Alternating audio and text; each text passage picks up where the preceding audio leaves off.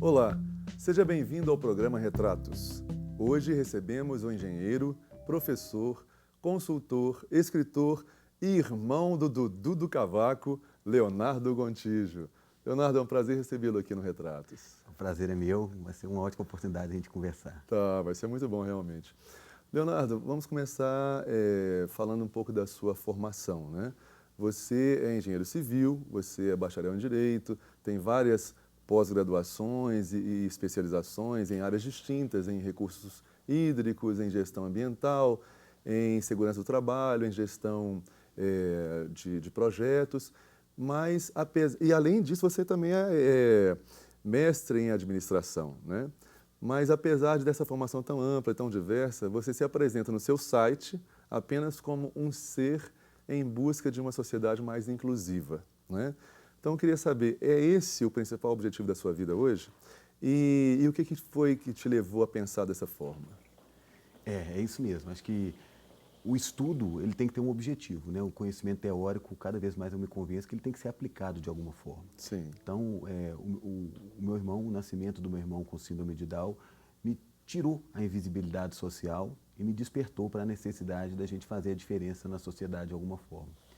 E a partir do nascimento dele, eu estudo, né, para aplicar, para realmente a gente possa construir uma sociedade, né, mais humana e inclusiva, onde que todos sejam respeitados, onde que todos sejam visíveis, né, e que todos tenham voz e vez. Né, para alguns utópico, mas é o que eu acredito e vou lutar até onde eu puder.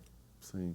E você tinha uma carreira bem sucedida, né, na área empresarial e especialmente na área ambiental, né, onde você foi diretor até de uma empresa de assessoria, não é? Isso. Mas você abandonou tudo isso para justamente cuidar do seu irmão, né, do Dudu, não é? O que te levou a tomar essa decisão e quais foram as consequências dessa decisão para a sua vida? Porque é uma decisão corajosa, né? Realmente é uma decisão difícil, né? Eu acho que a vida nos coloca em situações, né? Sim. E eu estou nesse processo ainda, né? Que até então eu tocava sempre paralelo às coisas. A gente sempre vinha trabalhando com meu irmão já tem uns 6, 7 anos, mas agora efetivamente desde agosto é full time, né, com ele. Então, é claro que a questão financeira pesa, mas eu acho que o coração tem que falar mais alto muitas vezes. Eu sou uma pessoa assim, que acredita na intuição, acredito no coração, e a gente tem que fazer a diferença, né? Então, eu tenho esse sonho de construir uma sociedade inclusiva, de fazer a diferença por onde eu passar, e fazendo isso part-time, né, uma parte do seu tempo, não dá resultado. Sim. Você precisa investir naquilo. É então, verdade. tem consequências, assim, até familiares. Eu venho de uma família assim, que não fui treinado para ser empreendedor, né? A gente foi trabalhado sempre para ser empregado e etc. Então, tem conflitos, né, na minha própria casa, estou diminuindo meu padrão de vida para acreditar nisso, né, ter padrão de vida material, mas muito mais feliz. Né, com os olhos brilhando e acreditando. Mas tem que administrar uma série de coisas, eu estou nesse processo, muitos questionamentos, né, muitas vezes, todo lugar que eu vou, assim, ô Léo, para minha mãe, você não vai arrumar um emprego não? O tempo inteiro perguntando, e eu tentando explicar para os meus pais, né, para as pessoas que eu tenho um emprego, né, que eu tenho um emprego, talvez não nos moldes convencionais, mas é um emprego e no qual eu acredito, e talvez não me dê o retorno financeiro como eu tinha, mas me dá outros retornos que eu acho que tão ou mais importantes que o financeiro. Mas estou vivendo esse dilema aí. Mas o dilema não é só seu, viu? Porque eu também sou da área artística e frequentemente também eu ouço os meus companheiros de arte relatando o seguinte, às vezes as pessoas perguntam para eles assim, o que você faz na vida? Qual que é o seu trabalho? Eu sou artista, eu canto, eu danço e tal. Não, mas e o seu trabalho é qual? Ou seja, a sociedade ainda tem um pensamento tradicional e qualquer pessoa que fuja a esse padrão, ela acaba encontrando esses conflitos. Isso vale também para o professor, né? Você só leciona contando que se não for. E é muito engraçado, assim, porque eu estou questionando, eu acho que estou nesse momento, assim, de questionar tudo. Porque o mundo corporativo é muito interessante, mas é uma vida, pelo menos na minha experiência, conversando com colegas, 5x2 que eu chamo. Sim. O que é 5x2? Você tem 5 dias de trabalho para ser 2 dias felizes. E eu estou buscando um modelo que é 7x7. Entendi. 7 dias, eu posso estar feliz trabalhando, eu posso postar uma foto que eu estou aqui, eu estou trabalhando. Então, eu estou buscando esse tipo de sociedade. Não preciso happy hour só na sexta-feira, só depois do trabalho. Sim. Eu quero estar num lugar que eu me sinta feliz em todos os momentos, né? Que eu tenha sentido para aquilo. Não preciso ficar esperando as férias, sonhando com as férias e tal. Então, mas talvez seja utópico, mas eu vou lutar até onde eu conseguir. Mas é um sonho assim, bastante extremamente interessante e muito motivador, né, das suas ações. Sim. Né? Mas, ô Leonardo, você então tem desenvolvido vários trabalhos nessa área da síndrome de Down, né? E esses trabalhos acabaram culminando com a criação do Instituto Mano Down. Isso. Queria que você falasse o que é o Instituto Mano Down, quais são os objetivos dessa iniciativa, né, de criar esse instituto, quais são as principais atividades que são desenvolvidas lá, o público-alvo, né, a que ele se destina, e se você já puder apresentar alguns resultados práticos dessa iniciativa, seria interessante a gente compartilhar isso aqui. Tá. Então, assim, eu já vinha trabalhando com meu irmão desde sempre, né? E nessa caminhada toda, o Dudu virou uma referência.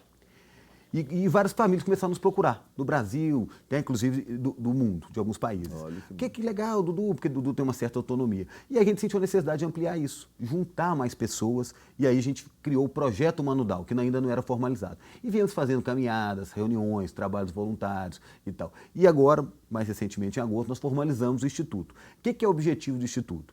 O Instituto, acima de tudo, ele quer que as pessoas com Down tenham sonhos. Essa é a missão nossa. Porque muitas vezes, quando nasce uma pessoa com deficiência, as famílias não têm sonhos. E todo ser humano precisa sonhar. Então a gente busca isso. Buscamos minimizar a invisibilidade social das pessoas com Down. Dar visibilidade, mostrar que estão na sociedade, estão na mídia, estão nos parques, nas praças, e empoderá-los. Empoderá-los para chegar na autonomia o máximo possível e trabalhando com a autoestima. Esses são os nossos 3 grandes pilares, né? E a gente tem alguns projetos. Né? Projetos que a gente vai nas maternidades conversar com as famílias, reuniões com as mães, eventos como caminhadas, e aulas de dança, aulas de música, mas o principal projeto é o Juntos e Misturados, que é uma iniciativa que a gente trabalha a autonomia dos jovens e adolescentes e adultos com síndrome de Down, de 14 a 100 anos.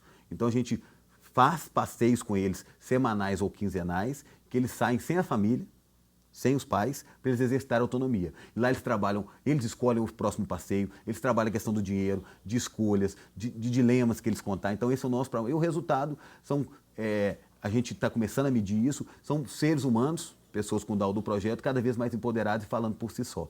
Isso é espelhado nas famílias que estão começando a falar, pô, meu filho agora está questionando algumas coisas que até então era escondido aqui em casa. Engraçado que você citou que você procura sempre fazer, ao invés de seus 5x2, seus 7x7, né? Ou seja, ter prazer no que faz o tempo todo, né? E ter brilho nos olhos. Eu estou vendo esse brilho aqui agora, né? Você falando com tanta alegria, com tanto entusiasmo, que realmente demonstra exatamente que você está chegando nesse ponto que você pretende. Sim. Então, o sonho não é tão tópico assim. Eu acho que assim, quando a gente vai conhecendo pessoas, e é engraçado, assim, porque muitas vezes não é pessoas próximas, às vezes você espera um apoio de pessoas próximas. O que está me alimentando, assim, é gente que você nunca viu na vida, que às vezes te manda e-mail, cara, você fez a diferença na minha vida, pô, esse exemplo está me contagiando. Então isso é muito bacana, né? Pessoas que você nem espera. Isso é maravilhoso. Então isso te impulsiona, isso né? que impulsiona, é maravilha.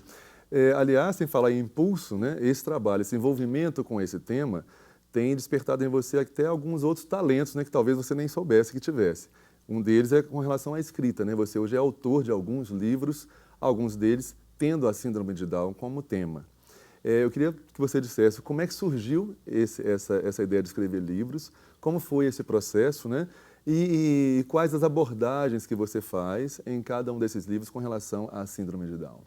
Então, eu costumo dizer assim, a gente faz as palestras, eu sempre falo, né, que eu não me considero poeta, já escrevi várias poesias para o meu irmão, não me considero músico, pelo contrário, sou analfabeto musical, e já escrevi várias músicas, letras de música para o meu irmão, tá vendo? E não me considerava escritor, e escrevi vários livros muito inspirados no meu irmão.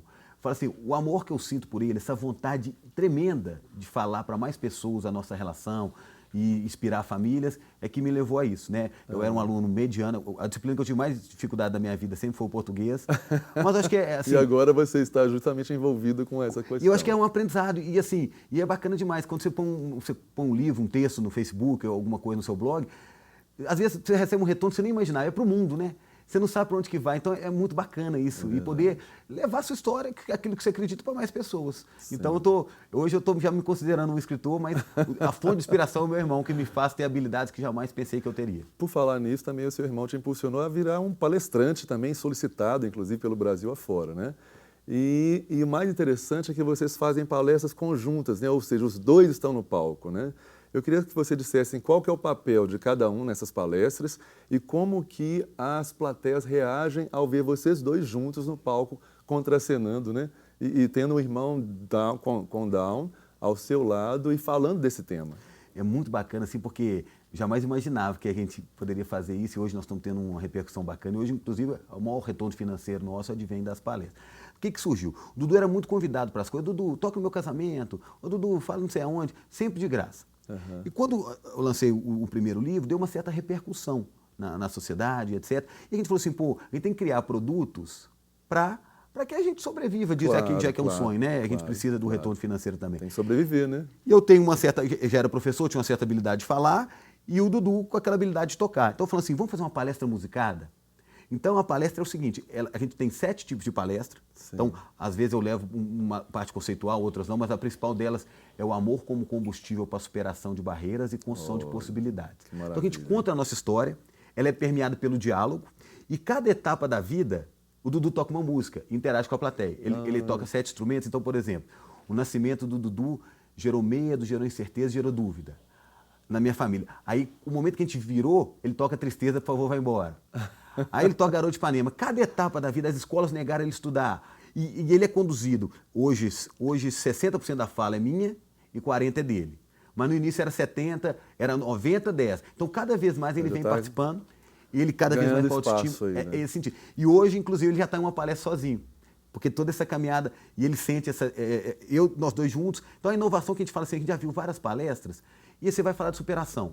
Mas eu posso falar de superação, mas as pessoas olham para mim e esperam aquilo. Sim. Quando você vê o Dudu tocando 7 instrumentos, tocando de costas, uma vida fadada ao fracasso, você vê a superação ao vivo. É um exemplo vivo, né? É um feedback. Então, entre aspas, é um musical, é um teatro, e que as pessoas, o retorno que a gente vê, pô, se o Dudu consegue, eu também tenho possibilidades. Claro. E eu tô vendo aquilo. É inspirador, né? É inspirador. E ela é bem dinâmica, o Dudu tem uma tirada muito bacana. Ele é muito carismático, né? Muito carismático. Que maravilha. Meu querido, nós vamos interromper brevemente a nossa conversa para um intervalo, mas vocês estão vendo, né? A conversa aqui vai longe, temos muito ainda a falar sobre esse tema que é tão importante, especialmente no mundo de hoje, né? Que a gente tem que respeitar as diferenças e tentar viver com harmonia, com solidariedade, com amor. Então não saia daí, a gente volta já.